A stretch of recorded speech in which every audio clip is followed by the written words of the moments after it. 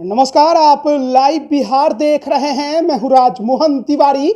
बिहार विधान परिषद के 5 सीटों पर एमएलसी के चुनाव 31 मार्च को कराए गए और आज 5 अप्रैल परिणाम का दिन सुबह से ही रुझान आने शुरू हुए। हम लगातार आप तक अपडेट भी पहुंचा रहे थे।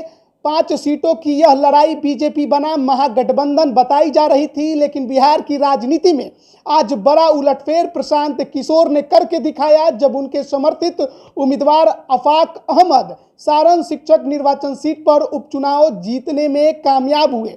इसके अलावा अगर बात कोसी शिक्षक निर्वाचन सीट की करें तो वहां से मौजूदा एमएलसी जेडीयू के महागठबंधन से उम्मीदवार भी थे संजीव कुमार सिंह एक बार फिर से चुनाव जीतने में कामयाब हुए। इसके अलावा गया शिक्षक निर्वाचन सीट पर जेडीयू को नुकसान झेलना पड़ा क्योंकि बीजेपी के जीवन कुमार ने वहां पर संजीव श्याम सिंह को कड़ी चुनौती दी और इस बार का रिजल्ट जो है वो उनके पक्ष में गया। जीवन कुमार जो कि बीजेपी का जो प्रथम सूची जारी किया गया था उसमें उनका नाम नहीं था। काफ़ी ज़्यादा एनडीए में खींचतान देखने को मिली, इधर उधर हुआ।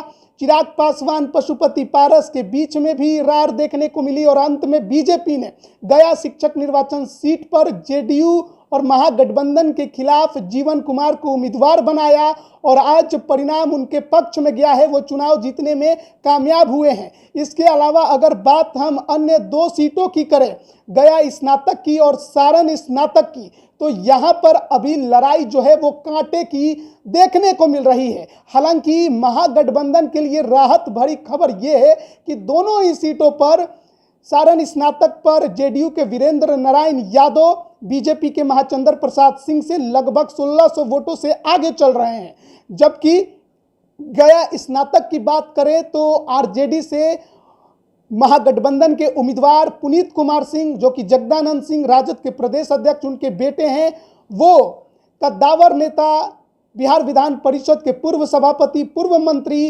अवधेश नारायण सिंह को पीछे छोड़े हुए हैं और शुरुआती रुझानों में उन्होंने बड़ी बढ़त बनाई हुई है। हालांकि गया स्नातक सीट की बात करें तो यहाँ पर जो मतगणना शुरू हुई वो शाम 7 बजे शुरू हुई। ऐसे में यहाँ पर परिणाम आने में बहुत वक्त लग सकता है। हो सकता है कि रात के 1 भी बज जाए या फिर सुबह के 2-3 भी बज जाए, तो परिणाम आने में गया स्नातक में बहुत ज़्यादा समय लगने की उम्मीद है। इसके अलावा सारण में भी जो लड़ाई है वो परिणाम की घड़ी का इंतज़ार करना होगा। उस सीट पर भी महागठबंधन के लिए अच्छी खबर है कि दोनों सीटों पर उनके जो उम्मीदवार हैं वो आगे चल रहे हैं। आरजेडी के लिए तो बहुत अच्छी बात है कि वो जिस सीट पर उतरी है वहां से उसका एमएलसी भी नहीं है, लेकिन उसके उम्मीदवार जो हैं उन्होंने बीजेपी को पछाड़ा हुआ है। जेडीयू को इस बार नुकसान हो गया है।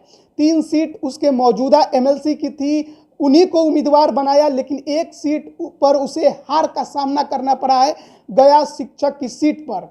और 5 सीटों की यह लड़ाई बिहार की राजनीति में पिछले 1 महीने से लगातार देखने को मिल रही थी, लेकिन बिहार की राजनीति में आज बड़ा उलटफेर भी देखने को मिला है, जहां पर सीपीआई के कद्दावर नेता केदारनाथ पांडे जिनके निधन के बाद सारण शिक्षक की सीट खाली हुई, उनके बेटे सीपीआई से महागठबंधन के उम्मीदवार आनंद पुष्कर प्रशांत किशोर की रणनीति के सामने शिकस्त खा गए। आफाक अहमद ने चुनाव जीत लिया।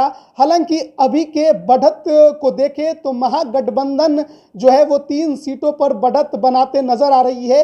1 सीट तो उसने जीत ली है कोसी शिक्षक निर्वाचन की, जेडीयू के उम्मीदवार जीते। गया स्नातक और सारण स्नातक की सीट पर उसके उम्मीदवार आगे जरूर चल रहे हैं।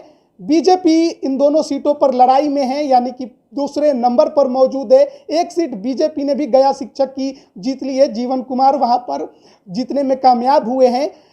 5 सीटों की लड़ाई में 1 सीट ही बीजेपी के खाते में थी, वो थी गया स्नातक की, जहां से अवधेश नारायण सिंह अभी पीछे चल रहे हैं। तो देखना बड़ा दिलचस्प होगा कि आगे की जो लड़ाई है वो किस करवट लेती है, किसका पलड़ा भारी होता है। महागठबंधन को 1 सीट का नुकसान हो गया। सीपीआई के उम्मीदवार चुनाव हार गए, उनके खाते की वह सीट थी।